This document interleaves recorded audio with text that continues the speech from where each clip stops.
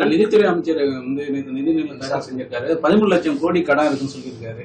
ஆனா அது கடந்த ஆட்சி காலத்துல வந்து முழுக்க 5 லட்சம் கோடி அந்த 5 ஆண்டுகளே ஏறி இருக்கு. அவங்க வளர்ச்சி திட்டத்தை எதுவுமே பண்ணாம ஒன்று திட்டங்களை மட்டுமே அறிவிச்சிருக்காருன்னு சொல்லியிருக்காரு. அதை பத்தி சொல்லுங்க. இது பற்றி திமுக தான் விளக்கம் சொல்ல வேண்டும்.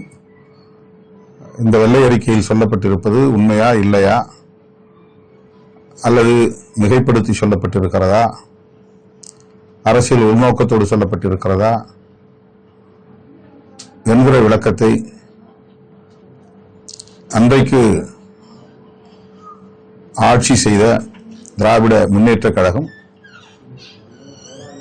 விளக்கும் என்று நான் நம்புகிறேன். விவசாயத்திற்கு வந்து இப்போ 75,000 வந்து தள்ளுபடி பண்ணிருக்காங்க தமிழக அரசு. அது விவசாயிகளுக்கு போதுமானதா இருக்குமா? உங்களுடைய விசிகா சார்பில் என்ன கோரிக்கை? விவசாயிகள் இந்த நிலைப்பாட்டில் திருப்தி அடையவில்லை.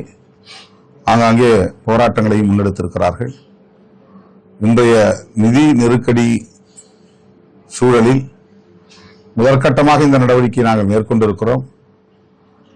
பின்னர் படிப்படியாக பயிர்க்கடன்களை தள்ளுபடி செய்வோம் என்று முதலமைச்சர் கூறியிருக்கிறார். நாங்கள் அவரை சந்தித்த போது இது பற்றியும் பேசினோம்.